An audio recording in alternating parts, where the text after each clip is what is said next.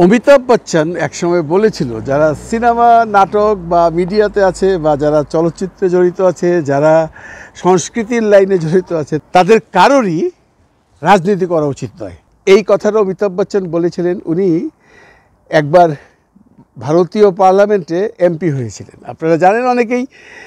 রাজীব গান্ধী তার খুব ঘনিষ্ঠ বন্ধু ছিল, একই স্কুলে দেরাদুনে পড়াশোনা করতো, সেই সুবাদে একটা সম্পর্ক ছিল। রাজীব গান্ধী একসময় অমিতাভজিকে এই রাজনীতিতে নিয়ে আসেন। অমিতাভ বচ্চনকে কংগ্রেসের টিকিট দিয়ে দাঁড় করেন, অমিতাভ বচ্চন বিপুল ভোটে পাশ করেন, অমিতাভ বচ্চন এমপি বনে যান।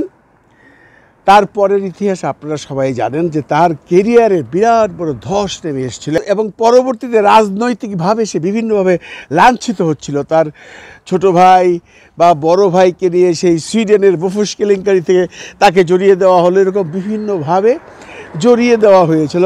এবং এটাই স্বাভাবিক। আপনি যদি রাজনীতি করেন, যে দলে থাকবেন সেই দল যখন ক্ষমতায় থাকবে না তখন অপোজিশন আপনাকে হেনস্থা করবেই। এই জন্যে উনি বলেছিলেন রাজনীতি করার কোনো দরকার নেই। কিন্তু আমাদের দেশে একই অবস্থা, যারা চলচ্চিত্রে কাজ করেন তাদের রাজনীতি করার দরকার নেই।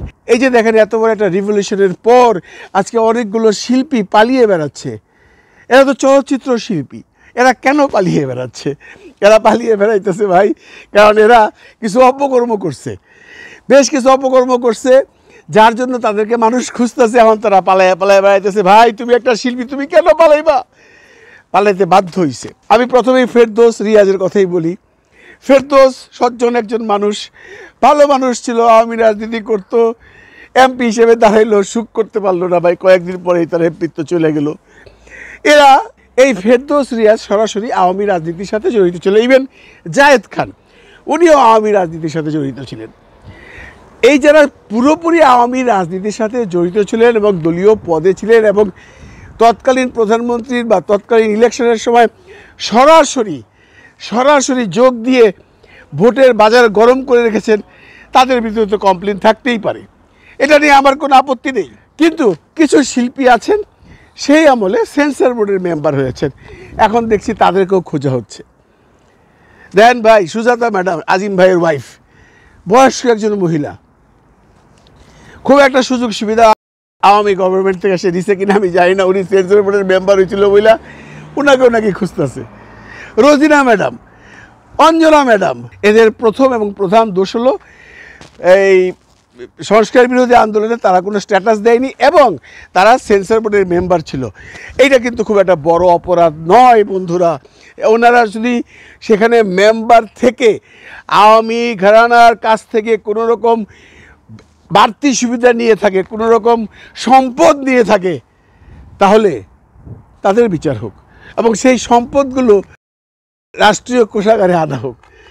এরকম অনেকেই ভিকটিম হয়ে যেতেছে বন্ধুরা। জায়েদ খানের কথা কি বলুম? জায়েদ খান কিন্তু যখন আওয়ামী লীগ পাওয়ারে ছিল তার পুলিশে বেশ প্রভাব ছিল, অনেক শিল্পীকে সে হেল্প করছে, অনেক শিল্পীকে সে বিভিন্ন সময় বিভিন্ন রকম ঝামেলার থেকে বাঁচাইছে। জায়েদ খান ঠিক ওই সময় ছিল দেশের বাইরে, একটা স্ট্যাটাসও দেয় নাই এবং তার বিরুদ্ধে সমস্ত বাংলাদেশের মানুষ খেপা। ও হয়তো দেশেও আসবে না, ও ইউরোপ আমেরিকা কোথাও আছে, হয় কানাডায় আছে, নয় আমেরিকায় আছে, নয় ইংল্যান্ডে আছে, হয়তো থাইকা যাবে, সহজে সে আসবে না। জায়েদ খানকে আনা হোক, জায়েদ খানকে আইনা দেখা হোক যে জায়েদ খান আওয়ামী লীগে জয়েন করার পর কত টাকার সম্পদের পাহাড় সে করছে। যদি কইরা থাকে তাকেও বিচারের আওতায় আনা হোক। ফেরদৌস, রিয়াজ, এদেরকেও আনা হোক। এদের গায়ে হাত দিয়ে কোনো লাভ হইব না বন্ধুরা। এদেরকে আইনের আওতায় আইনা এরা ওই গভর্নমেন্টের সময় কি সম্পদ লুট করছে বা সম্পদ পাইছে সেইগুলো গভর্নমেন্টকে দিয়া দেখ। 2 নম্বর, যদি তারা কোনো ক্রাইম করে থাকে, যেমনটি ধরুন অনেকেই বলতেছে ওনারা তো কোনো স্ট্যাটাস দেয় নাই। আপনাদের একটা কথা মনে রাখতে হবে বন্ধুরা, যারা আওয়ামী রাজনীতি করে তারা তখন স্ট্যাটাস দিতে পারে না, তারা দেয়ও নাই। যারা স্ট্যাটাস দেয় না এবং কোনো রকম সুযোগ সুবিধা আওয়ামী সরকারের কাছ থেকে নেয় নাই, তাদেরকে তো বিচার করার কিচ্ছু নাই আমি মনে করি। চলচ্চিত্রের মানুষ কেন রাজনীতি করতে যায় আমি এটাই বুঝি না। ফেরদৌস, রিয়াজ কেন এইভাবে জড়িত হয়ে কী সুবিধা নিল, কেন কি পাইল? ফেরদৌস যদি এমপিত্ব পাইছে, রিয়াজ কি পাইছে আমি জানি না। রিয়াজ ওই সময় চাটুকারিতা করে কি কামাইছে সেটা দেখা দরকার। আমি শুধু একটা কথাই বলবো, সেন্সর বোর্ডে যারা মেম্বার ছিলেন আওয়ামী লীগকে তারা হয়তো সাপোর্ট করে। আপনাদের একটা কথা মনে রাখতে হবে, সবাই কোনো না কোনো দল সাপোর্ট করে বন্ধুরা। যে মানুষটি কোনো দল সাপোর্ট করে না সেই মানুষটি মানসিক ভারসাম্যহীন মানুষ, তাই নয় কি? আমার কথা হলো সাপোর্ট করার কোনো দোষ নয়। সুজাতা ম্যাডাম সেন্সর বোর্ডের মেম্বার ব্যতীত আর কী কী সুবিধা নিয়েছে? এর মধ্যে ধরুন সুজাতা ম্যাডাম আছেন, রোজিনা ম্যাডাম আছেন, অরুণা ম্যাডাম আছেন, অঞ্জনা ম্যাডাম আছেন, আমাদের খুরশেদ আলম খসরু আছেন, তারপরে এরকম চলচ্চিত্রে শাহ আলম কিরণ আছেন। এরকম অনেকেই সেন্সর বোর্ডের মেম্বার হয়েছে, হয়ে কেউ 2 বছর, কেউ 4 বছর, কেউ 6 বছর আছেন। এরা যদি সেন্সর বোর্ডের মেম্বার হইয়া চুপচাপ থাকে এবং সরকারের কাছ থেকে যদি অন্য কোনো রকম ফ্যাসিলিটিস না নিয়ে থাকে এবং এরা যদি ওই সময় কোনো স্ট্যাটাস দেওয়া না থাকে, তাহলে আমার মনে হয় এদেরকে ক্ষমা করে দেওয়া উচিত। আর এরা যদি তখন ওই সময় স্ট্যাটাস দিয়ে থাকে বা এই ছাত্রদের বিপক্ষে যে কেউ কিছু করে থাকে, তাহলে তার সাজা হওয়া উচিত। কিন্তু যারা কিচ্ছু করে নাই, শুধুমাত্র সেন্সর বোর্ডের মেম্বার ছিল, শুধুমাত্র সেন্সর বোর্ডে যে সিনেমা দেখে ওই 2500 টাকা করে ডেলি পাইছে, সে তো নিশ্চয়ই মনে মনে আওয়ামী লীগ করে, নলে তাকে দিত না।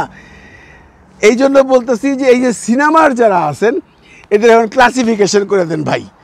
আমি এই বৈষম্য বিরোধী আন্দোলনের যারা সমন্বয়ক আছে তাদেরকে বলবো, আপনারা একটা অ্যানাউন্সমেন্ট দেন, 3টা ক্লাসিফিকেশন করেন। একটা ডাইরেক্ট সরকারের মদতপুষ্ট হয়ে সরকারের চামচামি করছে সারা জীবন, ওরা কত টাকা কামাইছে এই পর্যন্ত, ওদের টাকাগুলো জব্দ করা হোক। দ্বিতীয় একটা গ্রুপ আছে সরকারের দল করতো কিন্তু সরকারের কাছ থেকে কোনো সুযোগ সুবিধা নেয় নাই, তারা চুপচাপ ছিল, তাদের একটা গ্রুপ করেন।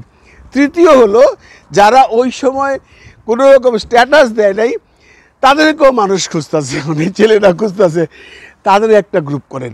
করে যারা স্ট্যাটাস দেয় নাই বা যারা কোনো বিরূপ মন্তব্যও করে নাই, ছাত্রদের পক্ষেও না বিপক্ষেও না, তাদেরকে ক্ষমা করে দিন। কারণ আপনি যদি এখন এইভাবে লোক বাঁচতে চান, তাহলে চলচ্চিত্রের অনেকেই স্ট্যাটাস দেয় নাই, তাহলে সবাইকে আপনার বিচারের আওতায় আনতে হবে। বাংলাদেশে 18 কোটি মানুষ তো আর সেই আমাদের এই আন্দোলনে যোগ দেয় নেই। যারা যোগ দেয় নেই তারা কি আন্দোলনের বিরোধী ছিল? না। আমার কথা হলো যারা চুপচাপ ছিল এবং তারা আওয়ামী লীগ থেকে কোনো রকম সুযোগ সুবিধা ভোগ করে নাই, তাদেরকে টোটালি ক্ষমা করে দেওয়া উচিত। নইলে চলচ্চিত্রে এখন আর কোনো শিল্পী খুঁজে পাওয়া যাবে না, কারণ স্ট্যাটাস দেয়নি এমন মানুষই বেশি। সব কথার শেষ কথা হইল ভাই, সিনেমা বানান, নাটক করেন, যাই করেন, রাজনীতি করেন না। আজকে যে রাজনীতি করতেছেন সেই রাজনীতি কালকে আপনার জন্য কাল হয়ে দাঁড়াইতে পারে। আপনি একটা দলকে সাপোর্ট করেন, একটা মানুষকে আপনি ভোট দিবেন, সেটা আপনি আপনার পছন্দের মানুষকে দেন। আর যারা সরকারের মদতপুষ্ট হইয়া টাকা পয়সা দিয়ে কামাইছে, তাদেরকে তো ভাই ক্ষমা করে দেওয়া হবে না, তাদের সমস্ত সহায় সম্পত্তি সরকারের কোষাগারে নেওয়া হোক। আমি চলচ্চিত্রের মানুষ নিয়ে কথা বললাম বন্ধুরা, কারণ আমি সিনেমার মানুষ, আমি বাইরের কোনো মানুষ নিয়ে কোনো কথাবার্তা বলছি না। আমি কয়েকটা কন্টেন্ট দেখে খুব আহত হলাম যে সুজাতা ম্যাডামের মতো মানুষকেও নাকি আজকে খোঁজা হচ্ছে, এটা ভালো লাগে নাই। 80 বছর বয়স তার, সেন্সর বোর্ডের মেম্বার ছাড়া উনি কিছুই পায় নাই। উনি যদি এর বেশি কিছু পায় থাকে তার শাস্তি হওয়া উচিত, নইলে তাকে ক্ষমা করে দেওয়া উচিত। এদেরকে আর মানসিকভাবে যন্ত্রণা দেওয়া উচিত নয় বলে আমি মনে করি। এটা আমার ব্যক্তিগত মতামত, আপনারা আপনাদের মতামত জানাতে পারেন। শেষ কথা একটা, যারা অন্যায় করেছে তাদের সাজা হোক, যারা কোনো অন্যায় করেনি, যারা কোনো স্ট্যাটাস দেয়নি নেগেটিভ পজিটিভ, তাদের ক্ষমা করে দেওয়া হোক। আর যারা অন্যায় করেছে, যারা আওয়ামী মদতপুষ্ট হয়ে লাখো কোটি টাকা কামিয়েছে, তাদের সম্পত্তি দখল করে, তাদের সম্পত্তি বিক্রি করে রাষ্ট্রীয় কোষাগারে আনা হোক। এবং তারা যদি অন্য কোনো রকম গর্হিত অপরাধ করে থাকে তাদের সাজা হোক, সেটা জেল বা জরিমানা যাই হোক। ভালো থাকবেন সবাই, ভালো রাখবেন সবাইকে। খুদা হাফেজ।